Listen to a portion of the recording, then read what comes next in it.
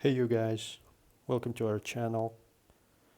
We're making the new channel to support our internet store with some scale models and remote control models, RC models.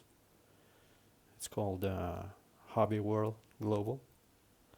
Okay, so just basically wanted to share with you our latest model we built from scratch basically. We just turned an old low quality like the toy airplane into like this nice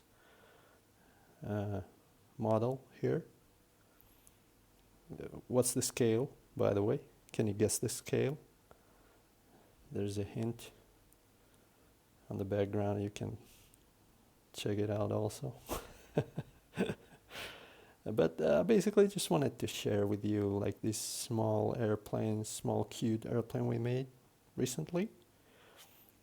Just as an inspiration, you know, basically made it from scratch. Custom paint scheme, custom detail, custom decals, put some detail there, some panel lines, ailerons, you can see the elevator, rudder, some nice decals, also customly made just from scratch, just cut out from some old decals. But it gives you the image of the airplane. There's a pilot even inside. You can see it.